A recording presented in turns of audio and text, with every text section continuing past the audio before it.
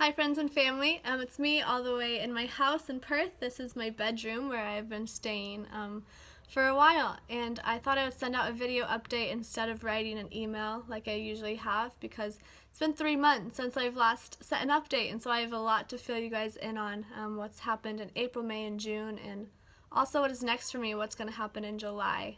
So the last 3 months, at the end of March, I joined a ministry called Sports and Wellness Ministry, and this ministry stems out of YWAM Perth.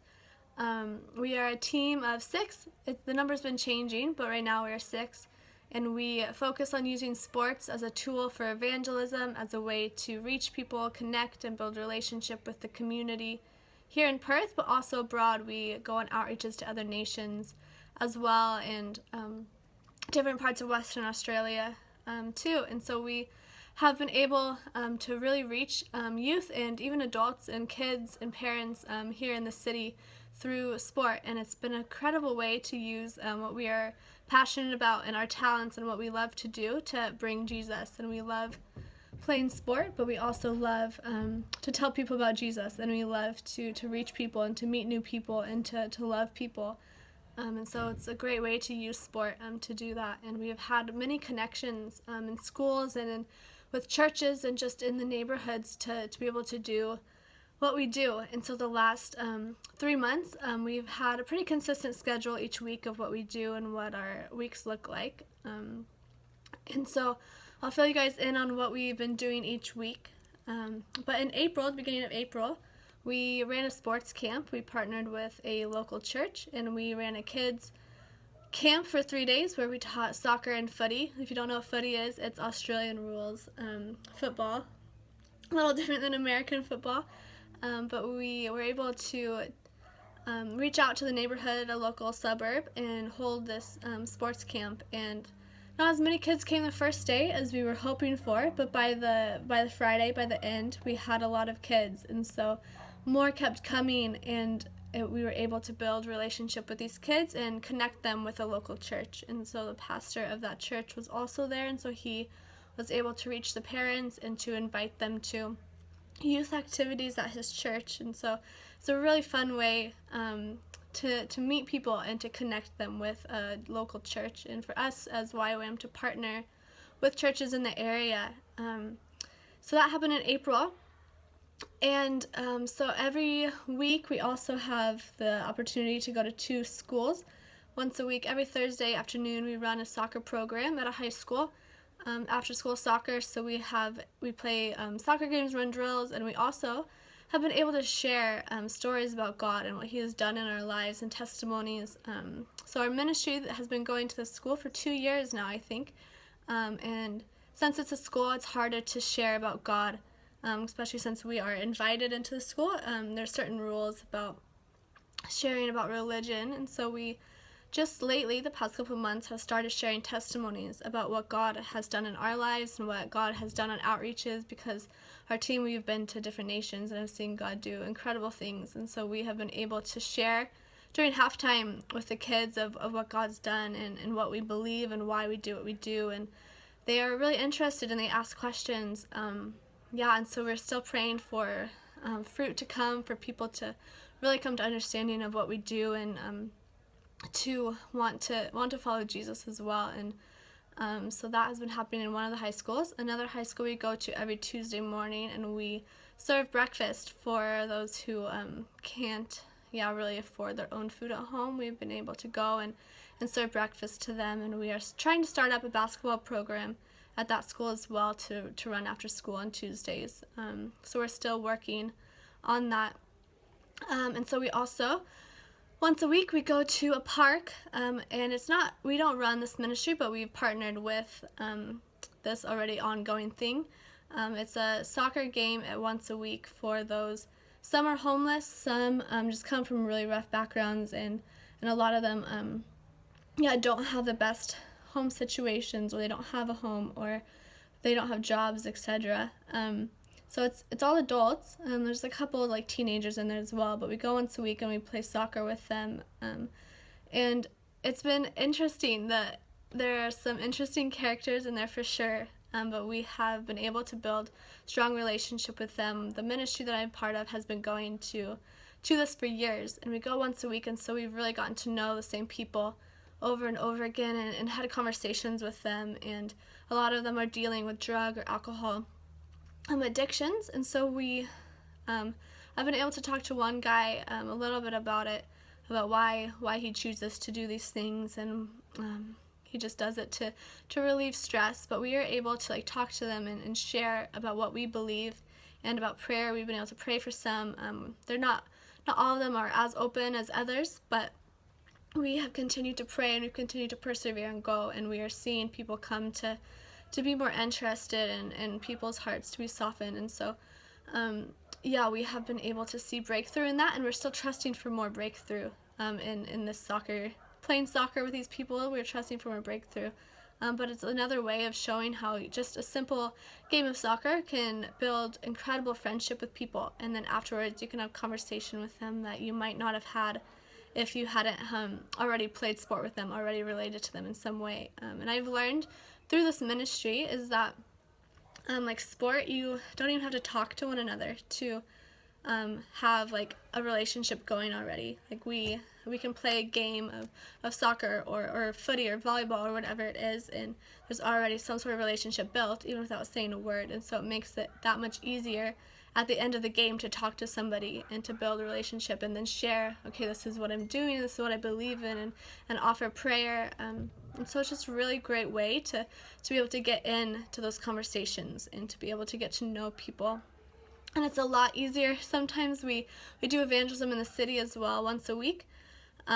And we just go around the city and we ask God, okay, where should we go? Who should we talk to? And oftentimes God leads us to people to talk to, people sitting on a bench. We just go and sit with them, and we talk with them, we offer prayer, and there amazing things happen in that as well. But using sport, I found, is so much easier because you already have some sort of relationship built, whereas just going in the city and talking to strangers, it is harder to start conversation in that way.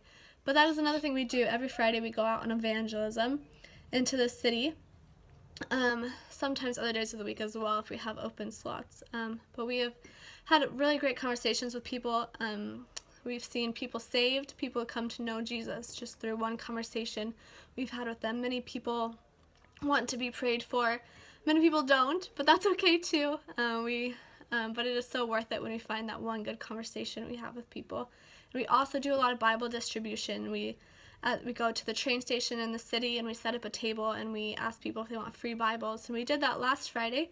And I think we gave out 60-something Bibles in an hour, and people are just hungry for the Word. People come to us and like, wow, this is for free? I've always wanted a Bible. Or, wow, I was just looking at buying one the other day, and now I get a free one. Or, can I take one for my friend as well? And so it's just really cool and really encouraging that people are wanting the Word of God. And, I mean, we get rejection, of course. Lots of people blow us off or definitely say no, but that's all right as well.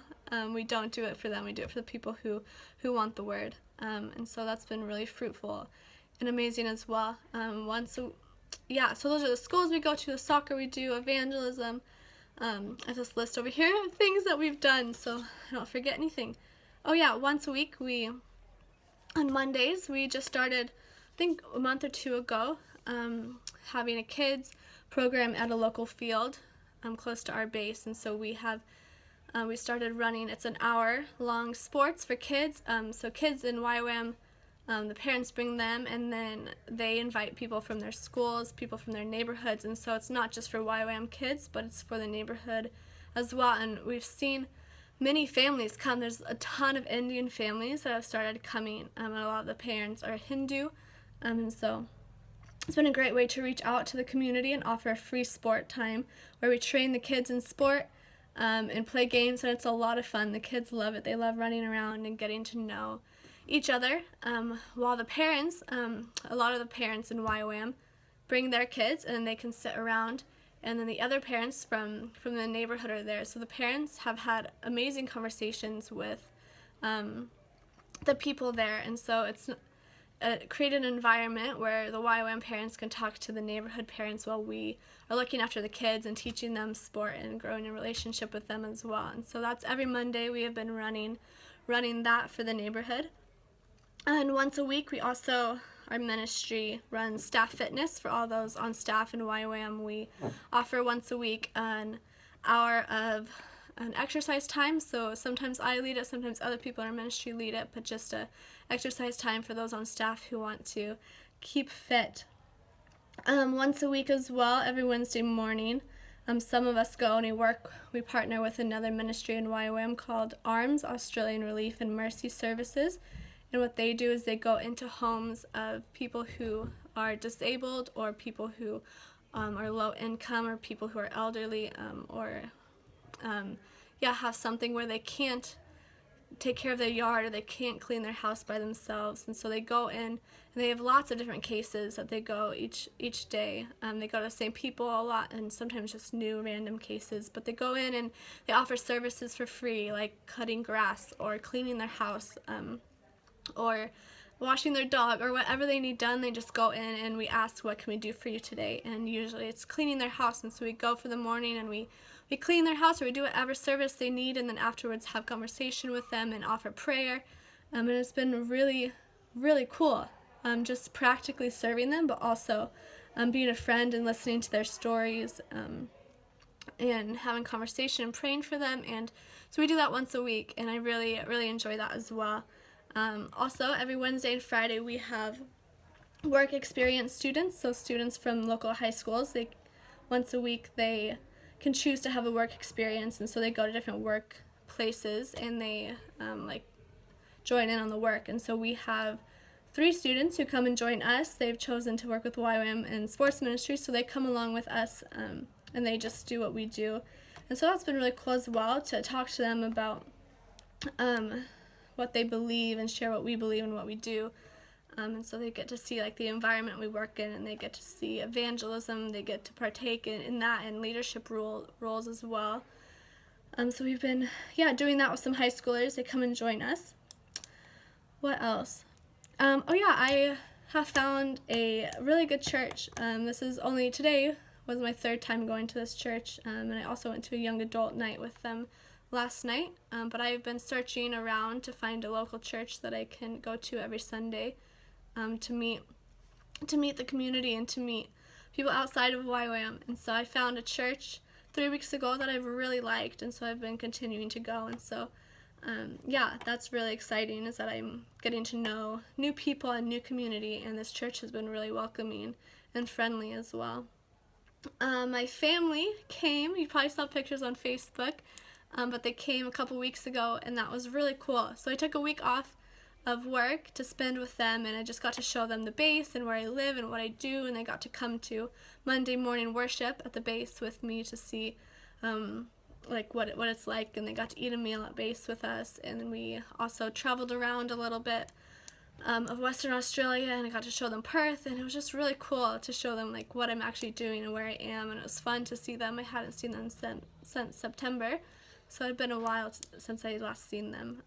So that was a lot of fun, having my parents and my brother here. We also went to Sydney for a weekend to see that side of Australia. It's my first time on that side, and that was a lot of fun as well.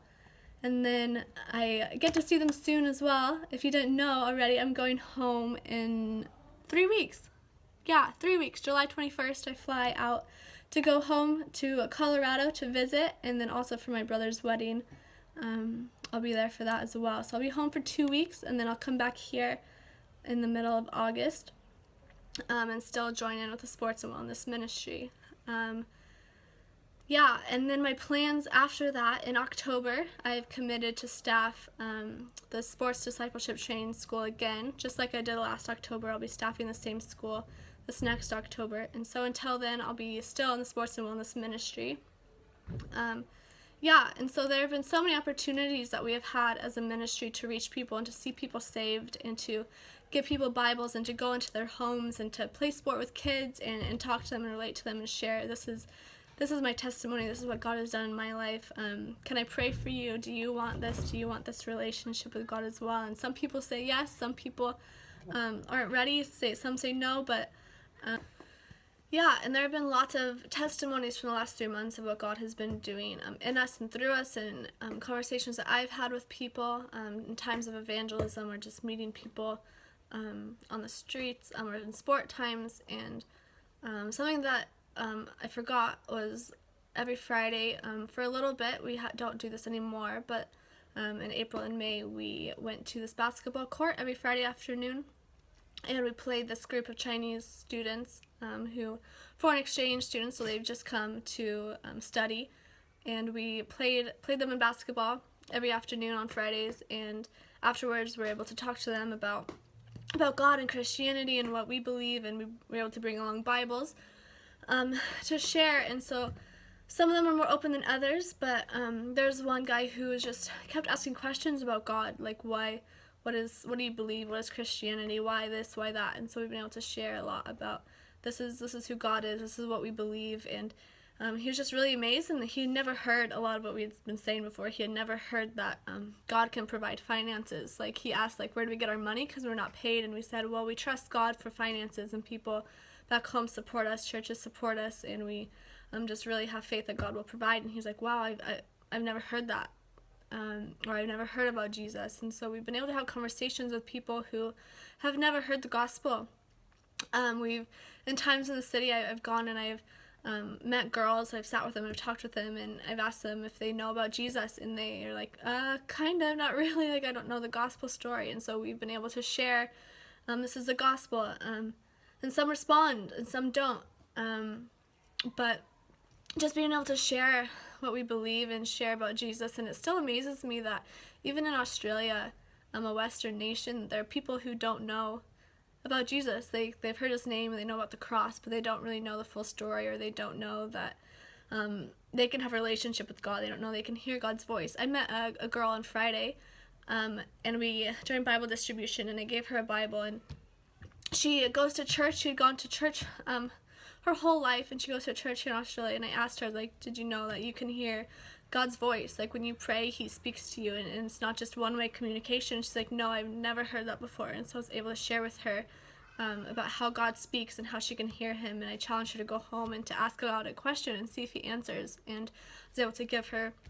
2 Bibles, one for her and one for her brother. And so she walked away full of faith that God is going to speak to her, and she was amazed that she had never heard this before. And so it's just really cool having conversations with people, like, on the everyday basis of just meeting people where they are at as well. Like, you don't have to go all the way to the Philippines or to Africa, but even here in Australia or in America or wherever, there are people who need to know. There are people that haven't heard, and there's people that don't always know the truth, or they've heard something and it's not right, and they believed and they don't know the truth. And so just being able to be a light and to share the truth with people. I've learned a lot these last 3 months of how to share the gospel in an everyday conversation, of how to bring up God and the story of Jesus, and just meeting somebody once and just having a single conversation. So I've grown a lot in that, and God just continues to teach me new things about leadership and about discipleship and humility and loving people and loving him, and what it means that to follow him, and what it means to be loved by him. And so I'm just continually learning and continually challenged to grow in my own faith, and that I'm not there yet. Like, I have learned so much, but there's still so much more to go, and that's so exciting to me, is knowing that there's so much more in store. So this last 3 months has been full of good ministry opportunities, of growing in friendships, and growing in my relationship with God, of growing in the community here, and seeing my family and going home soon. Lots of change. I almost forgot, but the next 2 weeks I'm staffing a high school winter camp. It is winter here now, even though it's summer in America. It even gets cold here in Australia for winter, believe it or not. It does get cold. And so, I leave tomorrow. It's 2 separate weeks, this week and next, with different campers each week. So I'm joining with a YWAM Perth ministry called Next Wave, and they focus on youth ministry, and they hold this camp each year. And so I'm joining with them to help staff this high school youth retreat. So that's this week and the next. It's an hour down south, and we play games, we have worship, we have teaching times. I'll be leading a small group the second week and helping more in the kitchen the first week. So that'll be fun, something new. I've never done it before. yeah, but that will be the next 2 weeks, and then one more week here, and then the next week I go home to visit. So July is going to go by so fast. And while I'm gone, July 15th, my ministry, sports ministry, they actually are going up to the Kimberleys, which is a region up north in Western Australia, where lots of Aboriginal people live, and they're going up there for a month to do some work. They're working in schools with youth. They're running sports, events with the kids, and they're teaching, and so that's what my ministry will be doing while I am staffing this winter camp and going home. So that's my ministry is going on outreach. I'm sad that I can't go, but that's alright. I get to come home, and then yeah, so that's July. Yeah, so I think that's it for now. Thank you guys for listening, and thank you for your support, those who have given, those who are praying, and those who are keeping in touch. Thank you for your continued support. I really appreciate it, and all the amazing friends and family that I have back home. It is what keeps me going. It's the reason I can be here.